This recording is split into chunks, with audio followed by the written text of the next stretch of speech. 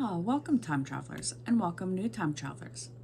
As always, if you're new to this channel and enjoy learning about history, not only from the US, but also from around the world, one event at a time, then don't forget to hit the like button, comment, subscribe, and turn on all notifications.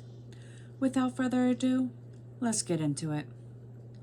Today we're going to start out in 1779 when during the American Revolution, in the midst of the naval engagement between the warships Bonhomme, Richard, and Syracuse off the east coast of England, American commander John Paul Jones answered a call to surrender from his English counterpart with the famous quotation, "I have not yet begun to fight."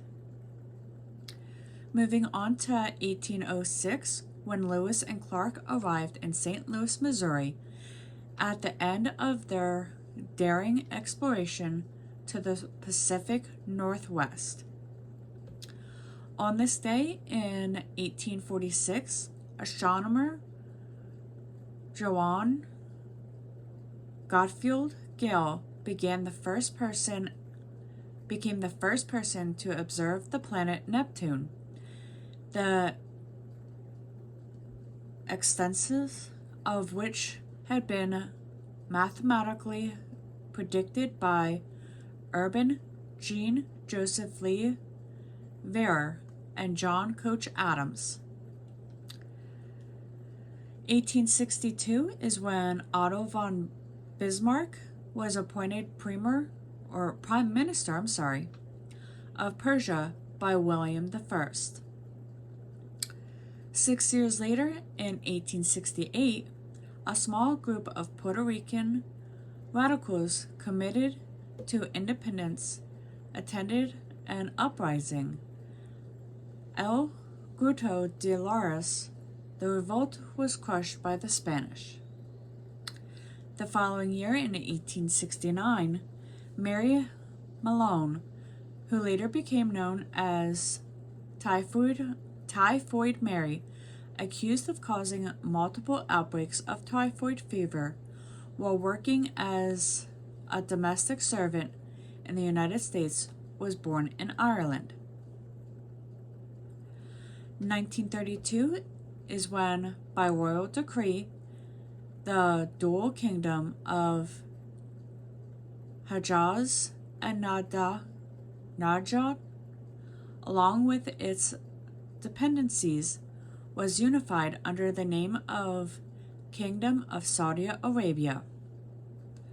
1939 is when Sigmund Freud, the founder of modern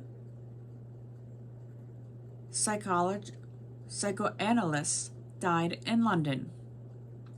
10 years later, in 1949, American singer, songwriter, and bandleader Bruce Springsteen, who became the archetypical rock performer of the 1970s and 80s, was born.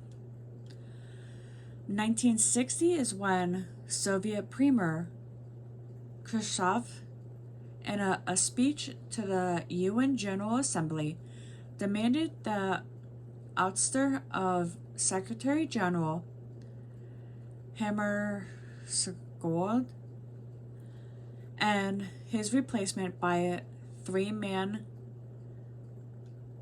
directive.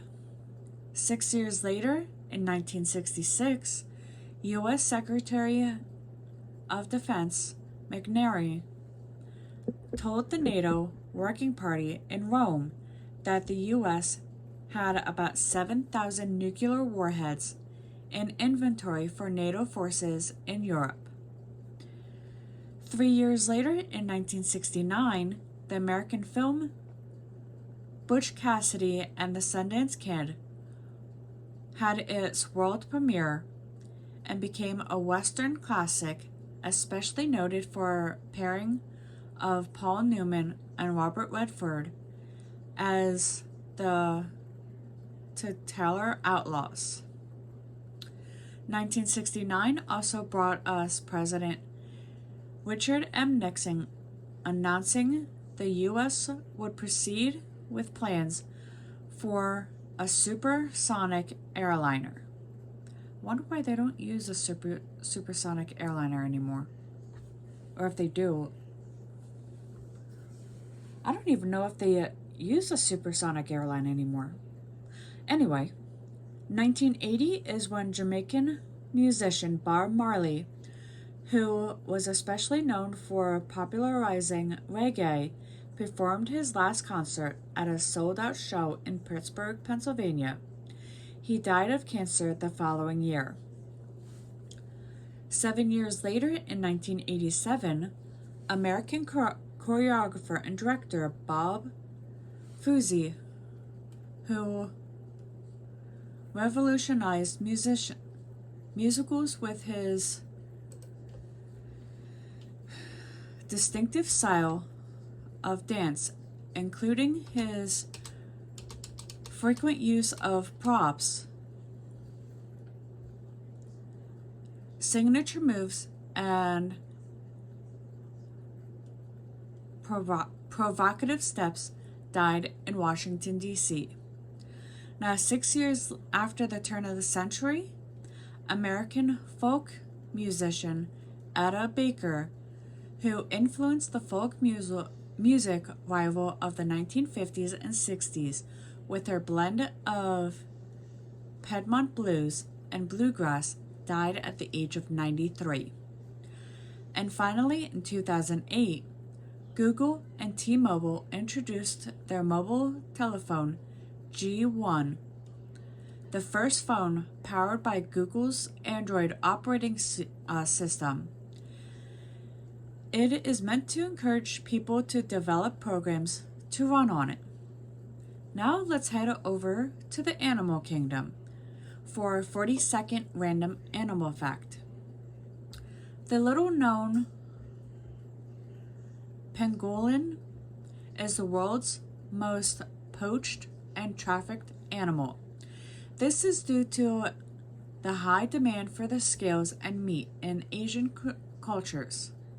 70% of the Chinese citizens believe the pangolin products have a medicinal value, when it's been scientifically proven false. Now let's head over to the science lab for our 42nd random science fact. Not only plants photosynthesize, algae, which are not plants, and some other organisms, including sea slugs, pea aphids, contain chlorophyll and can also take sunlight and turn it into energy. And with that, I'll see you all in the next one.